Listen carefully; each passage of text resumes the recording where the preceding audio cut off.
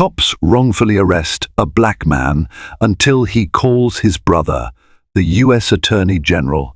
Prepare yourselves for a heart-pounding journey that unravels how one seemingly ordinary evening spirals into a grave miscarriage of justice. This is a story fraught with tension, threaded with secrecy, and illuminated by the unwavering resilience of one wrongfully accused man. From a mundane grocery run to the clang of cold handcuffs, an innocent life teeters on the brink of destruction until the most unexpected phone call changes everything. Witness the terrifying power of prejudice colliding with unstoppable resolve. When hidden motives rise and dangerous truths surface, the line between right and wrong becomes perilously thin. Brace yourselves for shocks, twists, and turns at every corner, culminating in an unforgettable karmic reckoning. Before we dive in, if you're new here, don't forget to subscribe and hit that notification bell so you never miss an update. If you're excited about this story, let us know. If you enjoyed the video, press 1. If not, press O. Your feedback really inspires me to gather more uplifting and meaningful stories. Marcus Campbell was nobody's stereotype. At 32, he led a quiet life in the Hyde Park neighborhood of Chicago, working days as a project coordinator at a renowned nonprofit, the Urban Youth Leadership Initiative. Evenings found him fine-tuning his dissertation for a graduate degree from the University of Chicago. With a warm laugh and a penchant for quoting Baldwin and Hughes, Marcus had navigated life with determination and a faith that, despite everything, people were basically good. But on a chilly November evening, as Marcus left a late-night study session, that faith faced its greatest test. The wind whistled along 53rd Street, carrying the faint aroma of deep dish pizza from a nearby Giordano's. Marcus tucked his laptop into his worn-out backpack, taking a short detour through a side street, intent on grabbing a quick bite from a 24-hour McDonald's.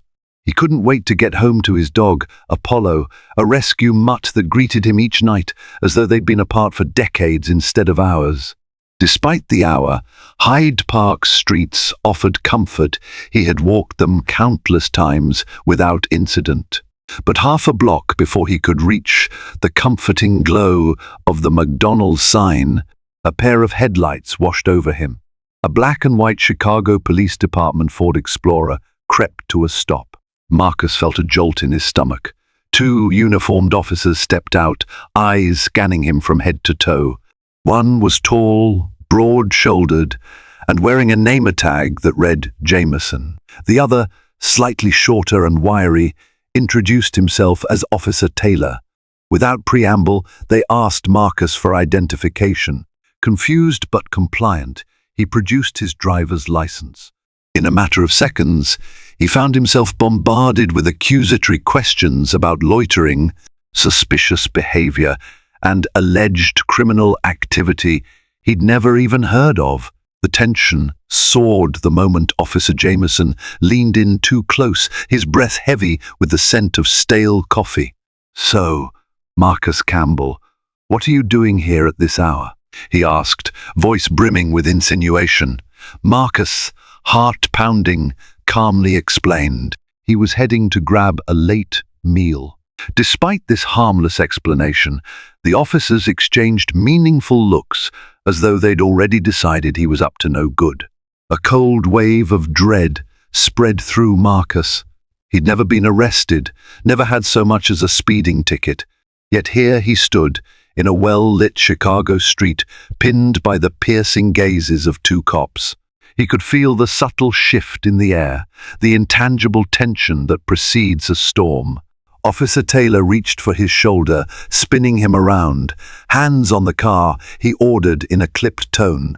A startled Marcus felt the frigid metal of the patrol car on his palms as his mind reeled. Was he really being frisked right now? Why? He hadn't done a single thing wrong.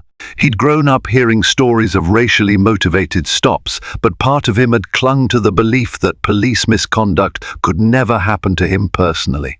He tried to speak, to question the officers, but Jameson barked, "Keep your mouth shut," while patting him down. Nearby pedestrians glanced curiously, but no one intervened. Without warning, Officer Taylor produced a small plastic packet from his own pocket, a packet suspiciously filled with some powdery substance. "Well, look what we found here," Taylor sneered, holding it up in the glaring streetlight. Marcus's world spun. He realized with sickening clarity that he was being framed. "That's not mine," he protested. Officer Jameson smirked as he pulled out handcuffs. "Tell it to the judge," he said, snapping them around Marcus's wrists. Shock coursed through Marcus like an electric current. He stood there, handcuffed, with a look of pure bewilderment etched across his face. Dozens of questions erupted in his mind. Why him? Was there a specific reason these officers were singling him out? Where had that bag of suspicious powder come from? As the patrol car's lights bathed the street in pulsating red and blue, it felt like he had stepped into a nightmarish alternate reality. Jameson and Taylor shoved Marcus into the back seat, ignoring his pleas. Their demeanor was unsettling, like they had done this many times before. Public nuisance, carrying illegal substances, resisting arrest. Taylor rattled off into the radio, listing crimes that Marcus hadn't committed.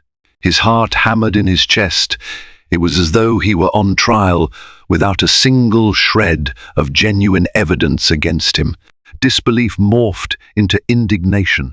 He tried to explain, to assert his innocence, but everything he said was drowned out by the police radio crackle or by the officer's curt commands. "Call my lawyer," he started, but Jameson cut him off with a scoff. "You can have your one call at the station," he sneered. Marcus remembered all those family dinners where his older brother insisted on the importance of knowing one's rights. That same older brother had a job as important as any man in the country, the U.S. Attorney General, but Marcus was never the type to throw around his brother's position lightly.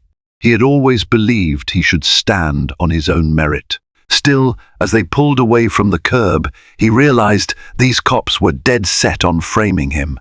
This situation was too dire for pride. He had to figure out how to contact his brother Merrick Garland before this travesty of an arrest tore his life apart. The ride to the police station felt interminable, every second stretched taut by Marcus's growing dread. He stared at the iron grate, separating him from the officers in front. The city lights blurred through the tinted windows, painting ghostly streaks on the bulletproof glass. Memories flooded his mind: Sunday cookouts, Thanksgiving dinners, his mother beaming with pride when he announced he'd been accepted into graduate school. Now, he was in the back of a squad car as a suspect in possession of narcotics. It felt surreal.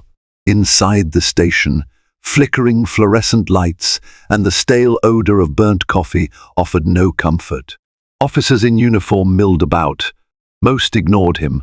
Others cast sidelong glances. Jameson and Taylor led Marcus toward a holding area, a narrow space lined with benches and a single phone mounted on a grimy wall.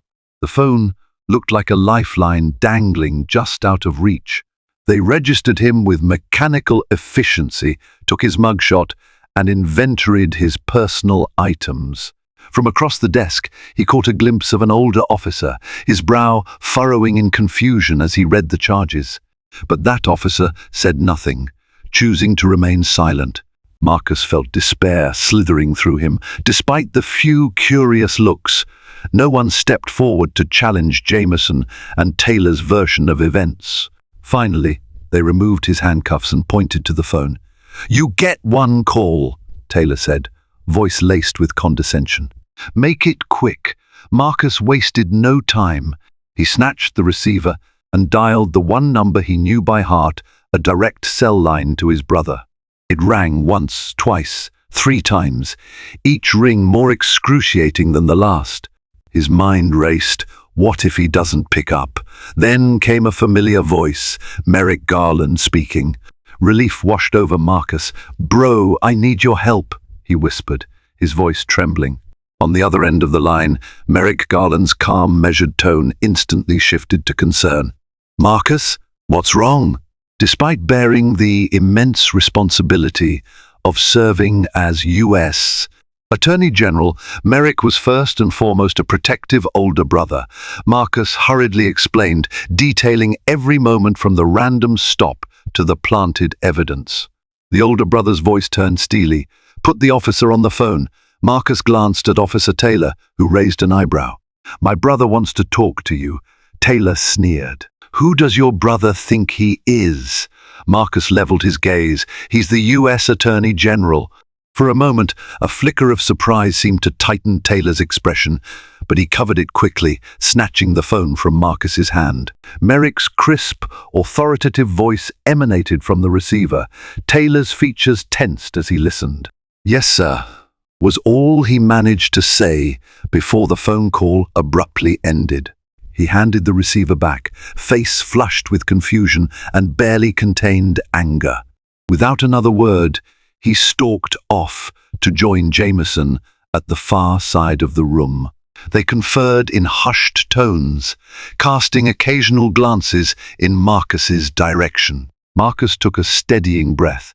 He had never invoked his brother's position like this before, but the circumstances demanded it. He could almost see the gears turning in the station. The tension among the officers was palpable. Word had already begun to spread through the precinct that a potentially explosive situation was unfolding in the holding area, a man claiming the Attorney General was his brother, and that local officers had just made a very, very bad arrest. Marcus waited, heart pounding, for whatever came next. Somewhere in this very station, the seeds of a deeper conspiracy were already stirring, waiting to emerge and confirm that this injustice was far from random. Moments later, a silver-haired desk sergeant named Delgado approached. He peered over his rectangular reading glasses, scanning Marcus's booking forms. "Is it true you spoke with the U.S. Attorney General just now?" Delgado asked. His tone was neutral, but the slightest quiver betrayed genuine concern. Marcus nodded. "I did. He's my brother." Delgado set the papers aside and gestured for Marcus to follow him. "We need to sort this out." He led Marcus away from the holding area, down a corridor plastered with posters about police solidarity and code of conduct. Delgado escorted him to a small interview room, flipping a switch that turned on a camera installed in the corner. With a wave of his hand, Delgado indicated that Marcus should sit. From his posture erect, shoulders squared, Delgado seemed like a by-the-book officer, the type who believed in due process. "I'm going to ask you some questions. I need you to answer honestly," Delgado said, voice firm but not unkind. "What happened out there?" Marcus recounted everything: the abrupt stop, the baseless questioning, the search, and the mysterious bag of powder that was clearly planted. As he spoke, Delgado's expression shifted from guarded to visibly troubled. Before Delgado could respond, the door burst open. In marched Lieutenant Rachel Anders, her crisp uniform decorated with service ribbons. She eyed Marcus with a mix of curiosity and suspicion, then turned to Delgado. "Sarge, what's the story?" Delgado gave a concise recap. Anders looked from Delgado to Marcus, then back again. "We might have a serious issue on our hands," she murmured. "If these allegations are true, it's not just about this station. This could blow up on a national scale." Marcus inhaled, hope flaring momentarily, but also dread.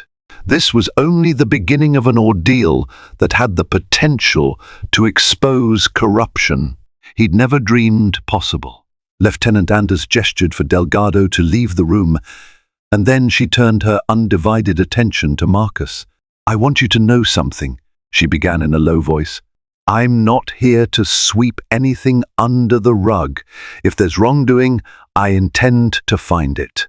Her penetrating gaze studied Marcus as she sat down across from him. "But you need to realize what you're up against. Officers Jameson and Taylor have sterling records, commendations for bravery, a near-perfect performance record, and strong connections in the department. She paused, letting her words settle. Now you're telling me they planted evidence on you for no reason, and your brother just happens to be the U.S. Attorney General? Marcus understood how implausible his story might sound. I'm not fabricating any of this, he insisted. Check the patrol car's dashcam footage or the body cameras. If they were on, Lieutenant Anders held up a hand. That's the first thing we'll do. But you should be aware, those cameras often malfunction. Marcus frowned, picking up on the subtext. He remembered reading articles about missing footage in questionable arrests. Malfunction was often code for deliberately erased or conveniently turned off. Suddenly, a knock came at the door. Another officer whispered something into Anders's ear. She straightened. Marcus, wait here. In a flurry, Anders exited, leaving Marcus alone with a dizzying mix of relief and dread swirling inside him. He had made it this far without getting thrown back into a cell, but he also felt the monstrous weight of a system that might close ranks against him. His only hope was that the phone call to his brother would set higher wheels in motion. Unbeknownst to Marcus, entire gears were indeed turning. Beyond the station's walls, that single phone call had sparked a chain reaction leading to a hidden labyrinth of corruption, and more than just these two officers might be implicated. In a Washington, D.C. office adorned with legal texts and portraits of past leaders, Merrick Garland stood at his desk, phone still in hand. The tension was palpable as he dialed a secure line to speak with the FBI's Chicago field office. He relayed the details he had gleaned from Marcus, his voice betraying more personal emotion than usual. We have a situation, he said, scanning through emails on his computer to find any official mention of a new Chicago PD crackdown. My brother was arrested under extremely questionable circumstances. I suspect false charges and evidence tampering. I need immediate oversight. Start an internal inquiry. The FBI agent on the other end responded affirmatively, but Merrick sensed the unspoken caution. Even federal agents needed probable cause, a paper trail, something, and just as Merrick ended the call, another phone line rang, an internal extension reserved for high-priority communication. It was the U.S. Attorney for the Northern District of Illinois calling to confirm the story. Merrick confirmed everything, requesting their utmost vigilance. As the clock ticked past midnight, Merrick thought about Marcus's unwavering sense of justice, how he'd always insisted on handling problems alone. This time, little brother, Merrick mused grimly, you're not fighting alone. He tapped out a rapid series of emails to high-ranking officials in Chicago, including a formal request to review any bodycam or dashcam footage. Outside the window, the glow of the Washington Monument in the distance might have offered some semblance of calm, but Merrick felt no peace. A storm was brewing in Chicago, and he was determined to ensure that the eye of that storm settled squarely on the truth.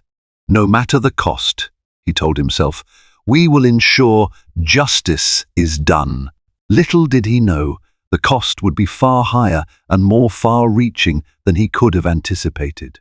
Back in Chicago, Marcus sat alone in the interview room, mind racing. Time felt distorted, minutes dragged on like hours, punctuated only by the occasional muffled conversation in the hallway.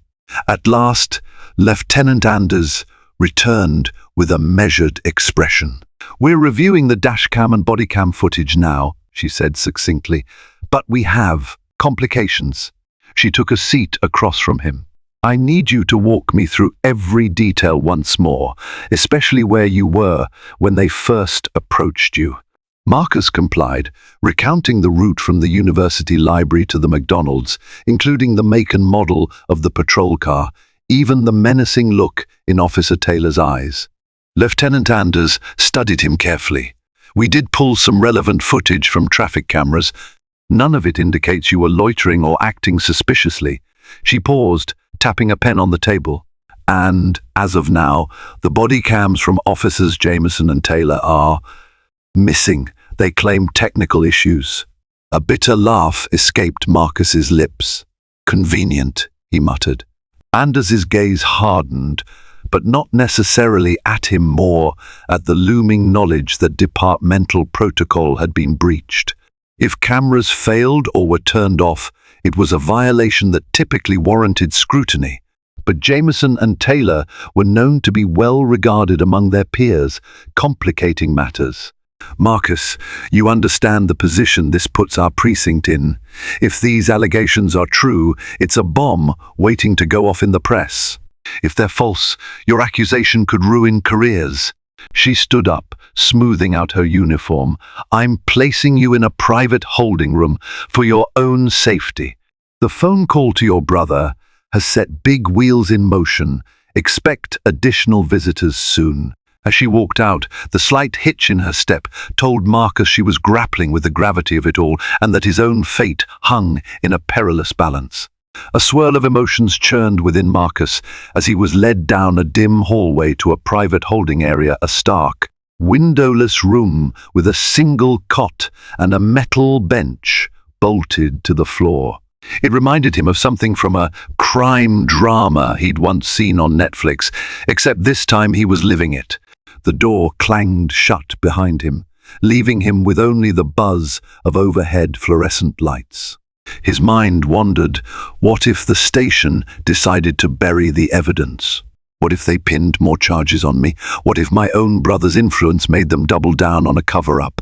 Just as he was beginning to spiral, a small hatch in the door opened, and an officer slid a styrofoam cup through. Water, a gruff voice said. Marcus picked it up gratefully. The chill of the cup's surface brought a fleeting sense of grounding. He sipped it slowly, each gulp reminding him he was still here, still fighting. He thought of the chain of events that had led him to this moment, his desire for a simple burger after a night of studying. It all felt maddeningly unfair. I shouldn't be in here. He recalled every protest he'd seen on the news, every story of wrongful arrest and tragedy that followed. Now, it was personal. Time warped again until finally the door opened. But instead of a uniformed officer, in walked a woman in a tailored grey suit and sensible heels, flashing a Department of Justice badge.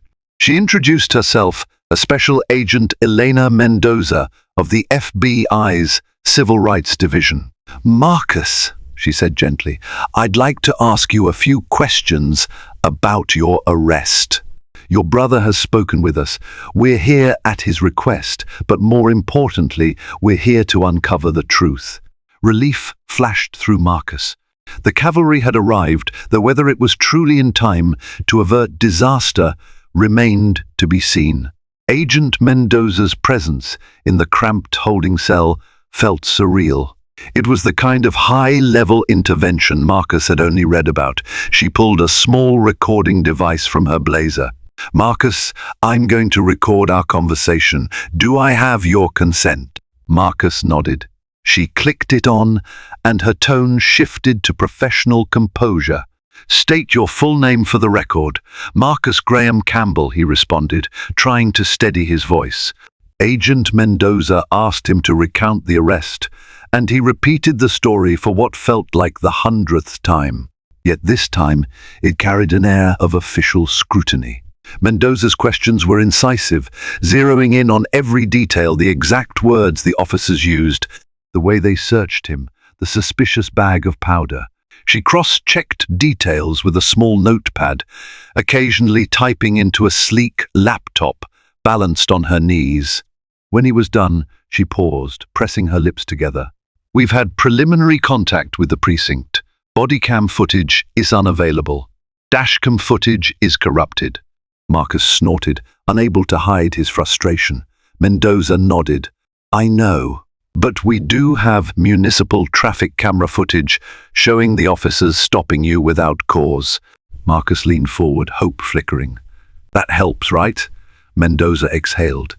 It's a start, but we need more. Without the footage from inside the car or on their persons, we have a harder case to make. We've opened an investigation, but we need to confirm you were the victim of an illegal stop and planted evidence. She studied him quietly. Do you have any idea why they targeted you specifically? Marcus shook his head. No, I was just going to get food. Mendoza's brows knitted. We suspect there might be a broader pattern of corruption here. She stood, gathering her things. Your brother is mobilizing resources. Keep your head up, Marcus.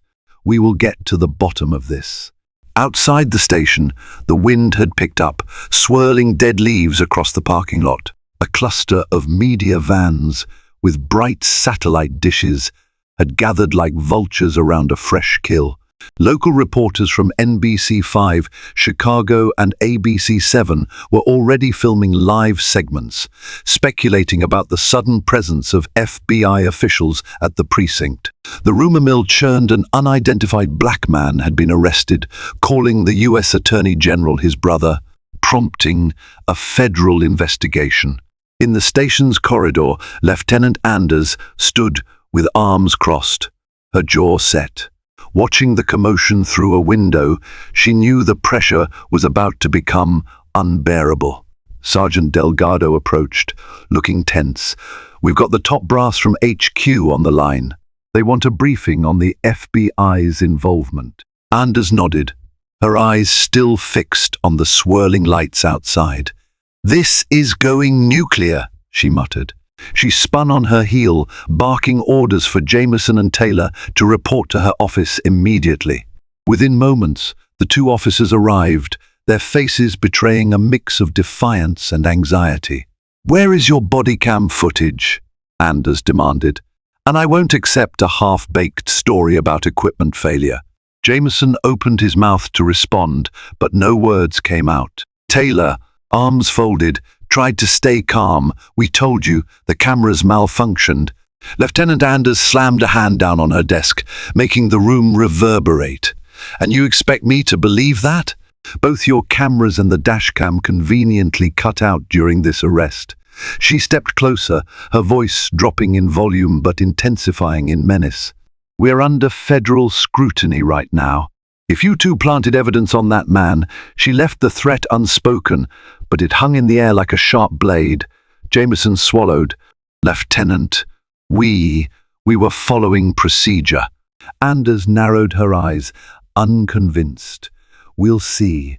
Night blurred into early morning, and Marcus felt the toll of sleepless hours spent between anxiety and anger.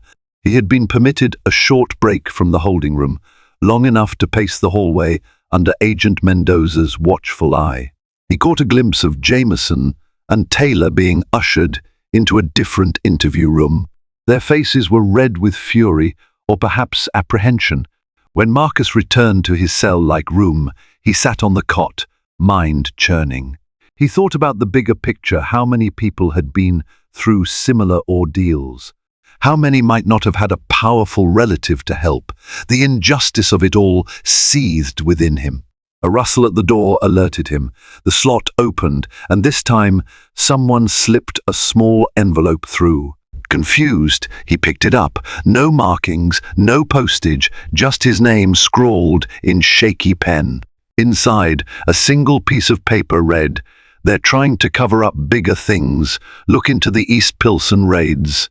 Marcus's brow furrowed in confusion. He read it again and again. East Pilsen raids? He had vaguely heard of increased police sweeps in that neighborhood. It was rumored that they were cracking down on gang activity. But what did that have to do with him?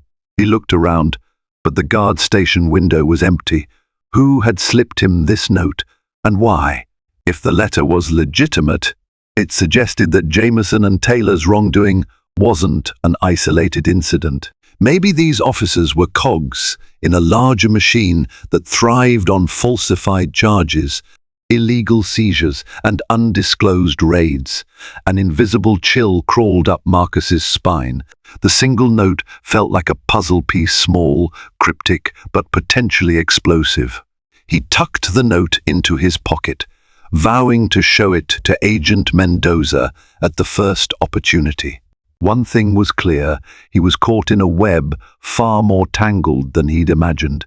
Outside the station, the sun was finally peeking over the horizon, painting the sky with streaks of orange and pale yellow. But inside the precinct, the atmosphere remained grim. Agent Mendoza had set up a temporary command post in a disused conference room, her laptop open to a matrix of suspicious cases, each flagged with unsettlingly similar patterns. Black or Latino suspects arrested on dubious grounds, body cam footage lost, charges dropped quietly after extended detainment. It was a tapestry of alleged misconduct that was now too large to ignore. She had half a dozen FBI agents working phones and computers, cross-referencing internal police files with public records. A young agent with curly hair looked up from her screen. "Ma'am, we've found at least 8 arrests linked to officers Jameson and Taylor over the last 3 months, all with missing or malfunctioning footage." Mendoza leaned in, her eyes narrowing. "Show me." The agent walked her through a digital file, pointing out how each case had eventually been dismissed for lack of evidence, often after the defendants spent weeks or months in jail. "They're targeting people they think won't fight back," Mendoza observed quietly. Meanwhile, in a corridor near the interrogation rooms, tension flared. Taylor was fuming, complaining to a younger officer named Reynolds. "This is a witch hunt," Taylor spat. "We did nothing wrong." Reynolds shuffled uncomfortably, staring at his shoes, perhaps unconvinced or unwilling to question his colleagues. Nearby, Jameson wore a stoic expression, but a slight twitch in his jaw hinted at the pressure building inside. Back in the private cell, Marcus felt each passing minute like an eternity, wondering if he'd actually find justice or if he was in deeper danger now that the FBI was peeling back layers of corruption. He didn't know that somewhere in the station's labyrinth of offices, a new piece of evidence was about to surface, igniting a firestorm that would catch everyone off guard. Lieutenant Anders stepped into the empty briefing room to take a private call. Her eyes flickered with a rare mix of apprehension and excitement as she recognized the caller ID, Captain Harrison from Internal Affairs. She pressed the phone to her ear.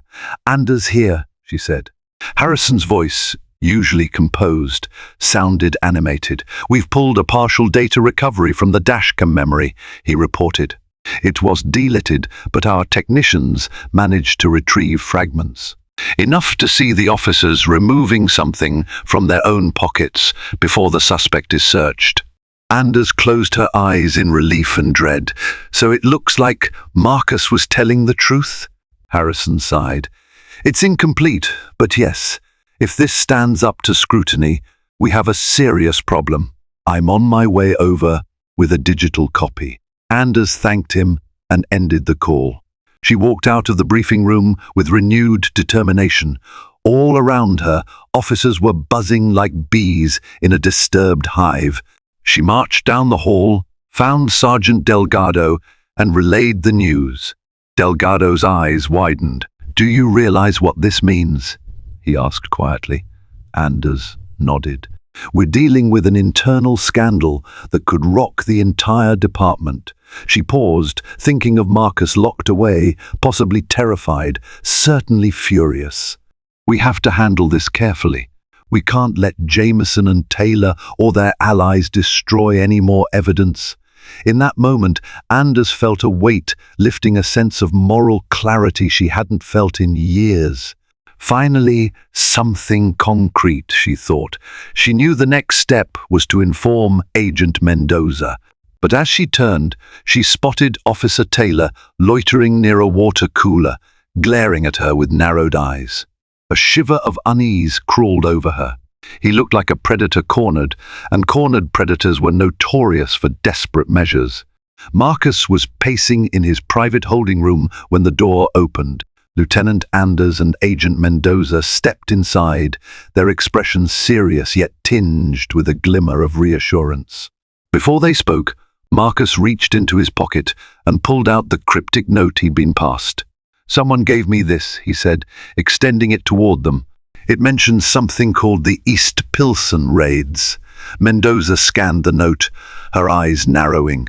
"We've heard rumors of questionable activities in East Pilsen raids that never made it to official logs, residents complaining of stolen property. But we lack proof." Anders cleared her throat. "Marcus, we have new evidence in your case. A partial dashcam recovery. It seems to show the officers planting something on you." Relief washed over Marcus, so intense he had to steady himself. "So, I'm free to go," he ventured. Mendoza exchanged a glance with Anders. "Not quite yet," she replied. "We need to follow protocol. There are formalities for an arrest reversal, and your release might take a few more hours. But yes, we believe your innocence will be proven.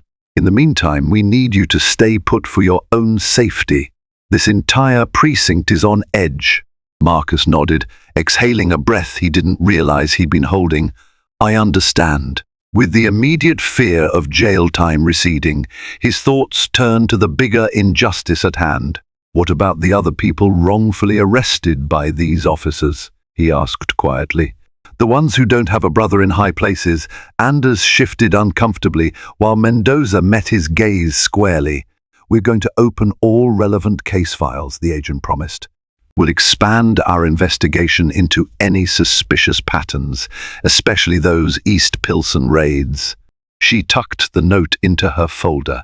"If this is a systematic operation, we'll uncover it." Marcus nodded, his heart pounding with a mix of relief and renewed anger. Somewhere in the station, Jameson and Taylor were likely scrambling to salvage their reputations, but the clock was ticking on their deceptions. While Marcus awaited formal release, the station erupted into a frenzy. The FBI, in tandem with Internal Affairs, began combing through digital records, rummaging through file cabinets, and interviewing stunned officers who had never witnessed such a large-scale probe in real time. Rumors crackled like wildfire. Jameson and Taylor had gone rogue. They were part of a ring planting evidence to boost arrest numbers. The East Pilsen raids were orchestrated by higher-ups as a cover for something far darker: embezzlement, stolen narcotics, or hush money from local gangs. Each theory was wilder than the last, and the truth remained elusive. But one thing was clear: the department was under siege from within. Amid the commotion, Captain Harrison from Internal Affairs arrived with a flash drive containing the recovered dashcam footage. He marched into Lieutenant Anders's office, where she and Agent Mendoza convened. Without delay, he plugged it into a laptop. Grainy images flickered across the screen, Jameson and Taylor pulling their patrol car to a stop, Marcus walking innocently. Then a jump in the footage, static lines cutting through the screen. Moments later it resumed, capturing the brief instant Taylor slipped a small packet from his jacket pocket into Marcus's backpack. Anders pressed her lips together, rage and disappointment contorting her features. "God help us," she muttered. Mendoza let out a slow breath. "We have them," she said. "This is indisputable." They quickly saved multiple copies. In a matter of minutes, the footage would be forwarded to the U.S. Attorney's Office, the FBI field headquarters, and even the Department of Justice in Washington, D.C. Once this evidence circulated through official channels, there would be no hiding it. The question was, would Jameson and Taylor realize the net closing around them? And, in their desperation, would they lash out in violence before justice could be served? In his office at the Department of Justice, Merrick Garland read the briefing email containing the partial dashcam footage. A swirling mix of relief and outrage flooded him. Relief that his brother's innocence was almost certain to be vindicated, and outrage that the police department sworn to protect had officers operating this way. He immediately authorized a deeper investigation, not just into Jameson and Taylor, but into the entire precinct's record of arrests. As he spoke to members of the Civil Rights Division, fresh intelligence filtered in about the East Pilsen raids. Anonymous tips claimed that some officers had stolen drugs from seizures, reselling them on the black market. Others suggested hush money from local gangs flowed directly into the pockets of crooked cops. The scope of wrongdoing might stretch well beyond a couple of rogue officers. Back in Chicago, Marcus sensed the momentum shifting. Word reached him that the dashcam footage had been recovered and that formal charges against him were likely to be dropped. Lieutenant Anders finally unlocked the door to his temporary cell. "You're free to go, Mr. Campbell," she said with a subdued sense of apology. "Charges have been vacated." Marcus stepped out, a wave of relief mingling with anger that it had come to this at all. "What happens next?" he asked, collecting his personal belongings at the desk. Anders hesitated. "Jameson and Taylor will be questioned under oath. If they're found guilty, they'll face charges. And the Department of Justice is expanding their scope." She paused, looking him in the eye. "I'm truly sorry for what happened. I never wanted to see someone innocent treated this way." Stepping outside into the cold Chicago air, Marcus took a moment to breathe, fighting back tears of exhaustion and disbelief. A cluster of reporters noticed him and rushed forward. Cameras flashed, microphones pointed. And in that single moment caught between bright lights and a biting wind, Marcus resolved to speak truth, not just for himself, but for every person wrongfully cornered by a system that was supposed to protect them. The cameras clicked and flashed as reporters from local and national outlets jostled to capture Marcus on live feed. They barked urgent questions. How does it feel to be free? Can you confirm your brother intervened? Do you think this is systemic racism within the police department? Marcus, still emotionally raw, took a deep breath, remembering every humiliating second of his arrest. "I'm grateful to be out," he said, voice quavering slightly, "but let's not forget how close I came to losing my freedom over nothing. This isn't just about me. It's about the people who never had a powerful ally to call. This investigation needs to go deeper. Real accountability is overdue."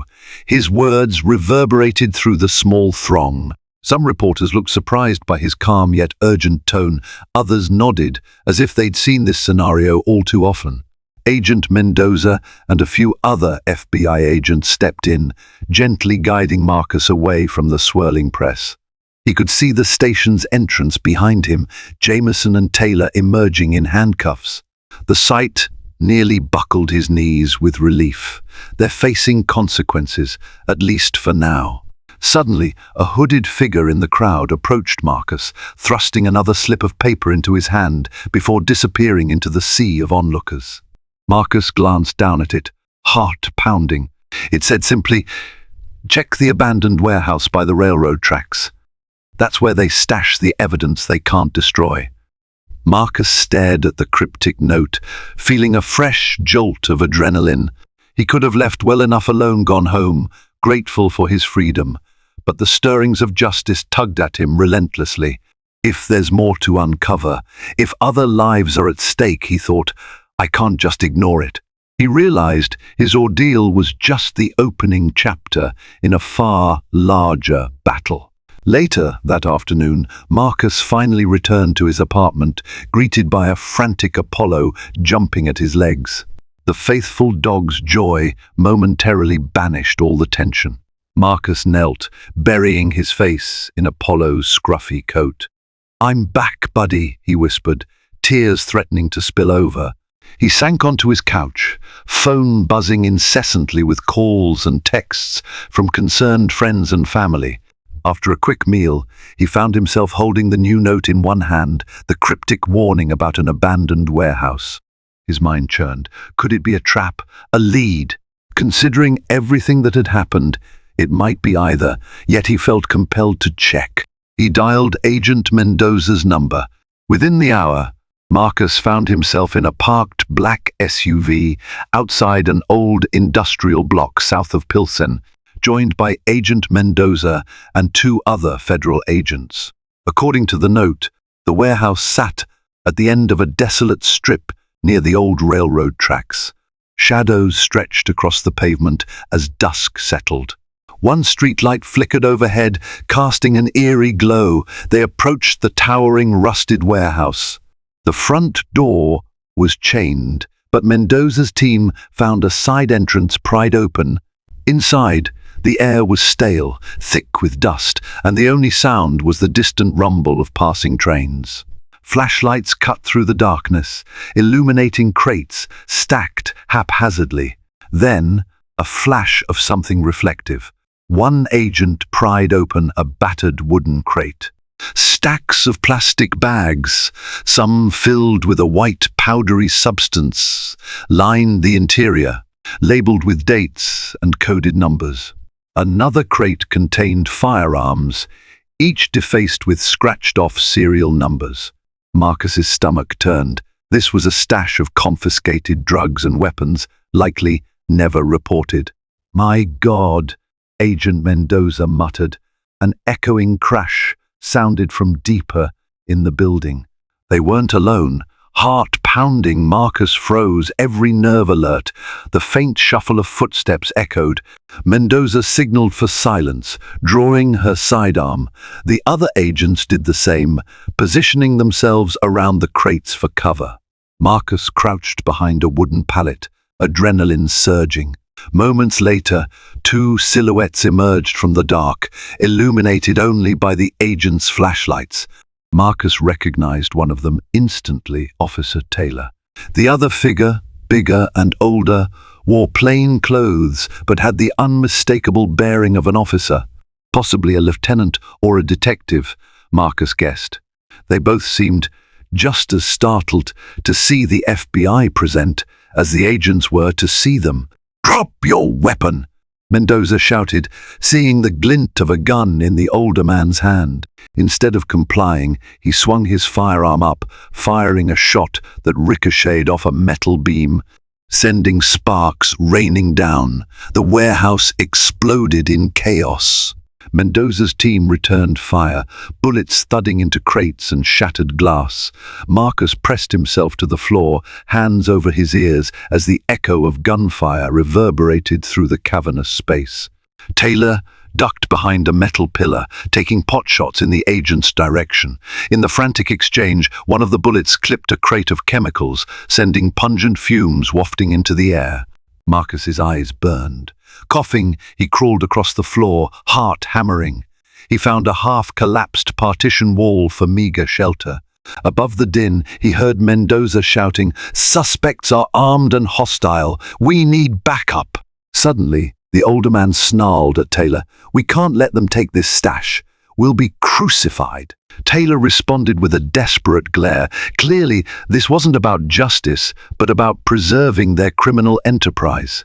In a burst of gunfire, one agent managed to flank Taylor, disarming him with a well-placed shot that knocked the gun from his hand. The older man realized he was outnumbered and tried to flee, but an agent tackled him to the ground. Weapons clattered away, sirens shrieked in the distance, heading closer. The secret stash was exposed, the conspirators were caught, and Marcus realized just how deep the rot went. When the dust settled, the warehouse was a tableau of shattered glass, bullet-scarred crates, and swirling dust motes illuminated by a fresh convoy of squad cars and black SUV headlights. Officers from multiple precincts arrived, but they quickly found themselves overshadowed by the FBI presence. Taylor lay on the cold cement floor, wrists cuffed behind him, staring in disbelief at the damning evidence. All around drugs, guns, carefully packaged contraband, all labeled with past raid dates. The older man, identified as Detective Hughes, sputtered threats of lawsuits, yelling about entrapment and federal overreach. No one paid him any heed. His words rang hollow, echoing in the emptiness of the building. Agent Mendoza checked on Marcus, who was shaken but uninjured. "Looks like you were right to follow that note," she said, managing a weary smile. Marcus stood, trembling from the adrenaline crash. "I just want this nightmare to end," he said softly. Mendoza nodded. It won't end tonight, but we've made a huge break. This stash links multiple unsolved corruption cases directly to certain precinct officers. There's enough contraband here to keep a grand jury busy for months. Taylor and Detective Hughes were hauled to their feet by federal agents, their heads bowed. In that moment, Marcus caught Taylor's eye. Instead of the sneering cop from before, he saw a man caught, undone by his own greed and prejudice. A flicker of regret or shame might have passed through Taylor's features, but it was gone before Marcus could be sure. Outside, the night air felt almost cleansing. Marcus stood among the swirling red and blue lights, breathing deeply. It was over. The raid, the revelations, everything had led to this.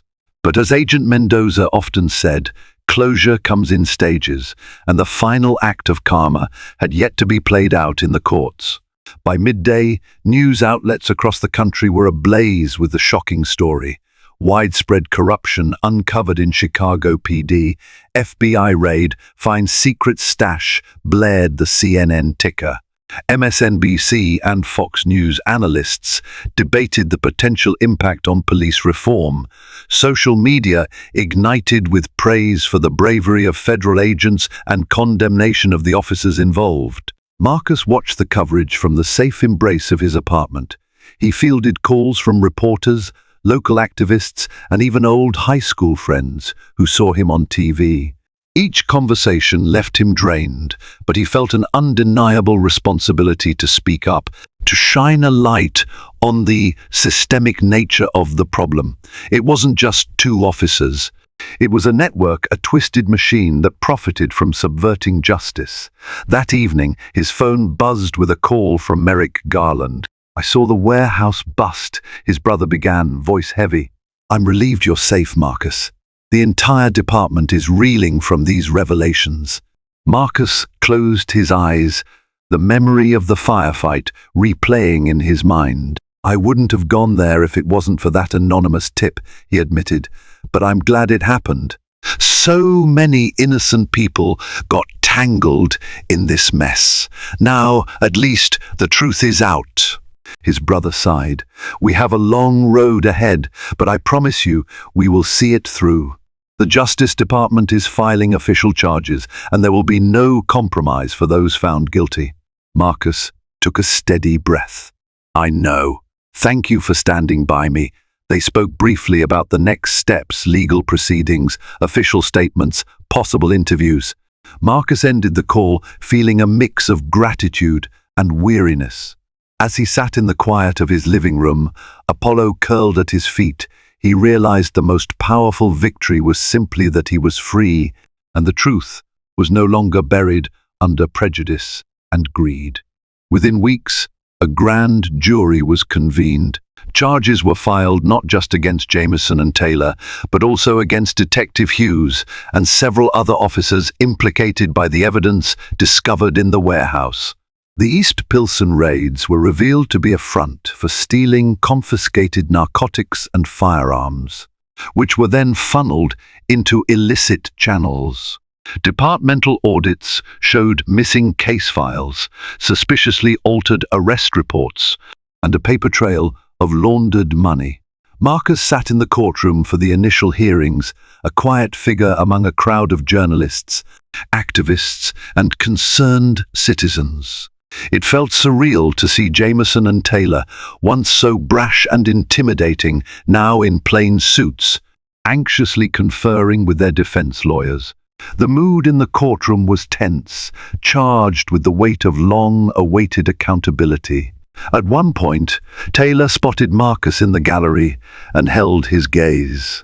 There was no hostility this time, no arrogance, just an inscrutable mixture of regret and exhaustion. Marcus looked back impassively, remembering his humiliation, the disbelief and terror he experienced. Yet a part of him couldn't help but wonder how Taylor and Jameson had started down this path. Corruption rarely unfolds overnight. It grows in the darkness of complacency. The prosecutor meticulously outlined the evidence, the partial dashcam footage, the recovered contraband, testimonies from past victims. each piece slammed against the defense's arguments, chipping away at their credibility. Jameson tried to maintain a veneer of confidence, but his sweaty brow betrayed him. Taylor occasionally looked down at the table, expression grim. By the day's end, it was clear the case was formidable. Bail was set high, and the defendants were remanded. The media exploded with updates. And outside the courthouse, Marcus paused to take in the swirling city around him, breathing in air laced with the promise of long overdue justice. As the trial approached, Marcus found himself increasingly in the spotlight. Civil rights groups invited him to speak at community forums. The University of Chicago asked if he would share his story with students studying law and social justice. Part of him just wanted to return to his quiet life, finish his dissertation, walk Apollo along Lake Michigan, maybe even indulge in a trip to Starbucks without glancing over his shoulder. But the magnitude of the scandal and the hope it offered for genuine police reform propelled him forward. He gave interviews, carefully articulating that, while he was relieved to be vindicated, the real victory would be systemic change. The city seemed poised for introspection, albeit at a cost. Behind the scenes, the FBI investigation continued. More officers were arrested, some turning state's evidence in exchange for plea deals. Meanwhile, local activists pounced on the revelations, demanding the resignation of top officials who had either ignored or enabled the misconduct. A citywide conversation about accountability and trust took hold. Late one night, Marcus scrolled through social media, reading messages of support and gratitude from strangers. Others lashed out in frustration or cynicism, disbelief that the system could ever truly change. He pondered the delicate balance between optimism and pragmatism, recalling all the broken trust. Still, he realized that acknowledging the rot in a system was the first step toward healing it. Apollo rested his head on Marcus's knee, gazing up with soulful eyes that seemed to sense his internal struggle. Marcus pet the dog absently, lost in thought. He couldn't shake the feeling that this was only the beginning of a much longer journey, one that demanded unwavering commitment to justice and empathy. Yet for the first time in weeks, he felt a stir of genuine hope. Maybe, he mused, real change is finally within reach. The trial commenced on a rainy Monday morning at the Dirksen Federal Courthouse. Gray clouds rolled across the Chicago skyline as if reflecting the somber mood of a city grappling with bitter truths. Inside, a panel of jurors took their seats, and the courtroom was packed, reporters vying for the prime spots, activists holding silent vigils in the hallway, curious citizens hoping to witness history. The prosecution presented a compelling case. They showed the partial dashcam footage to a hushed audience, the moment that sealed Jameson and Taylor's fate. Witness after witness took the stand, people who had been similarly framed, their lives upended by the two officers. Each testimony chipped away at the defense's attempts to paint Jameson and Taylor as diligent cops making honest mistakes. When it was Marcus's turn to testify, he walked to the stand with measured steps. The oath felt heavy on his tongue, but he spoke clearly about every detail: the intimidation, the planted evidence, the call to his brother. Under cross-examination, the defense tried to discredit him, insinuating that his brother's high office granted him special treatment. Marcus calmly countered, "I was treated like a criminal until the evidence proved otherwise." Jameson's lawyer attempted to claim it was a misunderstanding, that the bag of powder had been found on the ground, not planted. But the recovered footage told a different story, one that left the jury visibly disturbed. Taylor avoided eye contact with Marcus, his shoulders drooping. Detective Hughes faced a separate array of charges, including masterminding the secret stash warehouse. His vile intimidation tactics were exposed, threatening younger officers to keep quiet, falsifying records, and orchestrating the East Pilsen raids for personal gain. The thick binder of evidence left little room for doubt. As the days of testimony wore on, it became increasingly apparent that truth would prevail. And with each revelation, the city inched closer to a watershed moment, one that would define how law enforcement and communities interact for years to come. The final day of the trial was electric. Closing arguments summed up weeks of hearings and mountains of evidence. Prosecutor Anna Reynolds delivered a measured yet ferocious statement, addressing the jury directly. This is not just about these officers. It's about restoring faith in a system that far too many believe is stacked against them. We must show that no one is above the law. Jameson's lawyer pleaded for leniency, painting the officer as a once noble public servant who lost his way. Taylor's defense was more desperate, claiming he was coerced by Detective Hughes. But the jury had seen the dashcam footage, heard from the FBI's forensic experts, and listened to tearful testimonies of victims whose lives were derailed. Hughes, stone-faced, said nothing in his own defense, apparently aware that any words might only tighten the rope around his neck. The tension in the courtroom was a living, breathing thing. Reporters typed feverishly, capturing every word. Marcus sat with Agent Mendoza in the gallery, sweat beading on his brow. He thought about the day he was taken into custody, how powerless he'd felt. Now, he watched as the wheels of justice turned in real time. The jury deliberated for hours that stretched late into the night. At one point, they requested to re-watch the dashcam clip. Another time, they asked for a readback of Marcus's testimony. By the time a decision was reached, it was past midnight. Everyone filed back into the courtroom, hearts pounding, as the foreperson stood to deliver the verdicts. On the count of conspiracy to violate civil rights, the foreperson began, voice echoing in the silence. The word guilty rang through the chamber like a bell of finality. Each subsequent charge brought the same verdict: guilty, guilty, guilty. Marcus felt relief and vindication bloom within him, tears pricking the corners of his eyes. A collective exhale rippled through the courtroom as the jury read the final verdict. Jameson sagged in his seat, his face awash with regret. Taylor stared blankly, as though he couldn't believe the turn his life had taken. Detective Hughes clenched his jaw, eyes distant, like a man envisioning the bleak future that awaited him. For Marcus, the word guilty resonated as a long-awaited confirmation of what he had known in his heart. From the moment they'd shoved him against that patrol car, this was more than a personal victory. It was a vindication for everyone who had been unjustly silenced. As the judge thanked the jury and dismissed them, the courtroom erupted with murmured conversations. Reporters rushed to file breaking news. Family members of the defendants wept softly, while some victims embraced each other in relief. Marcus stood quietly, absorbing the gravity of what had just occurred. Outside the courthouse, the press clamored for quotes, thrusting microphones at anyone who emerged. This time, Marcus stepped forward willingly. The cameras flashed, and he began, "Justice has been served today, but our work doesn't end here.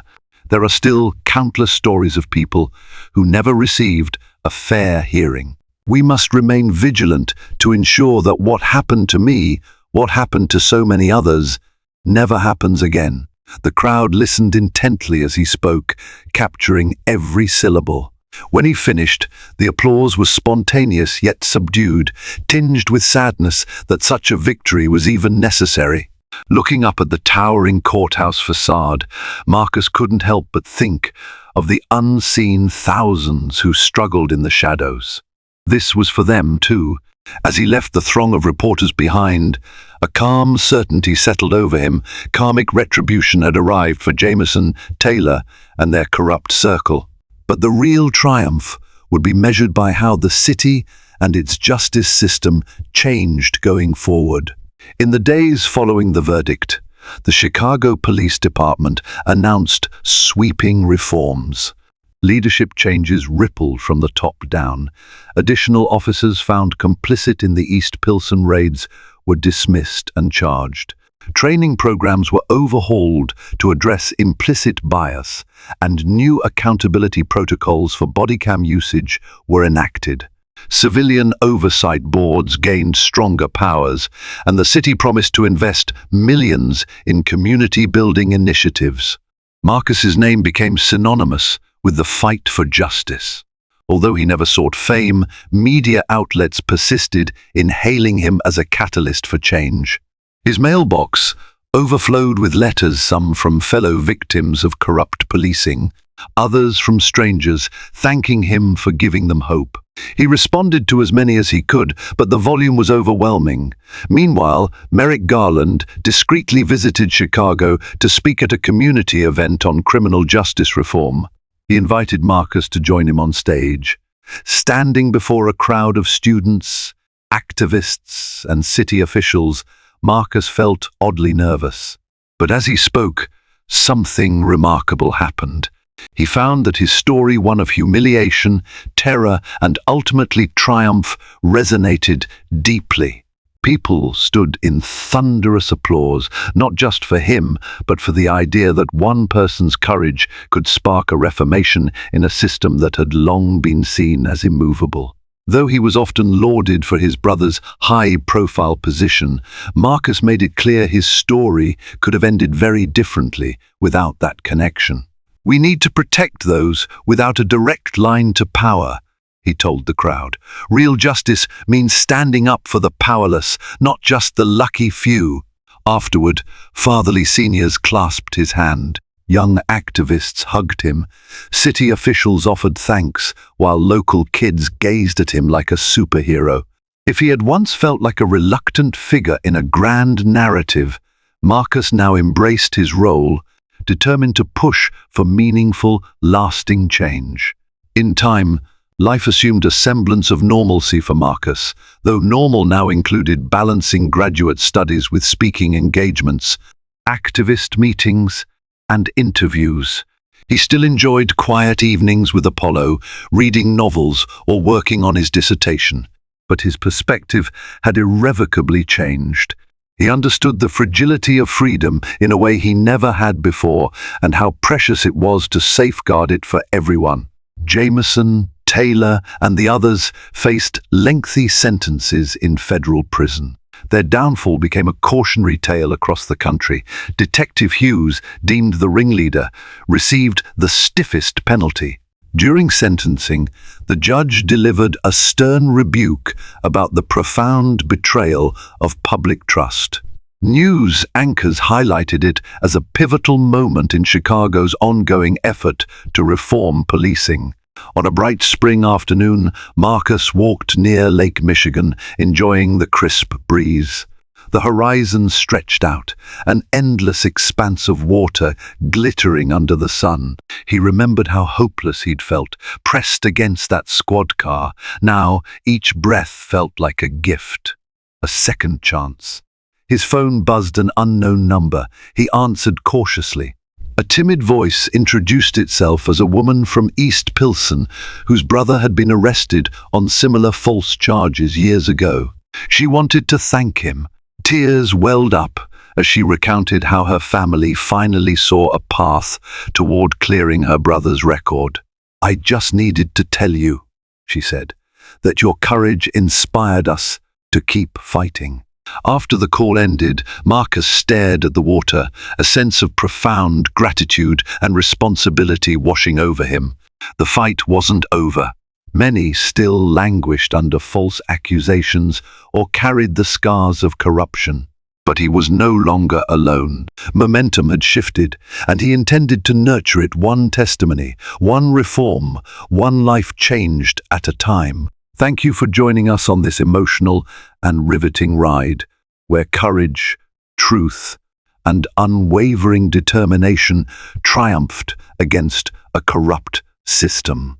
We witnessed a man's darkest hour transform into a beacon of hope for countless others, proving that even the most insidious wrongs can be righted when we stand firm. If this story has inspired you or made you reflect, please don't forget to support our channel by liking this video, sharing it with friends, and subscribing so you don't miss our next compelling narrative. Each act of engagement helps us continue shining a light on stories that matter. Thank you for watching, stay vigilant, and remember that justice can prevail even when all seems lost.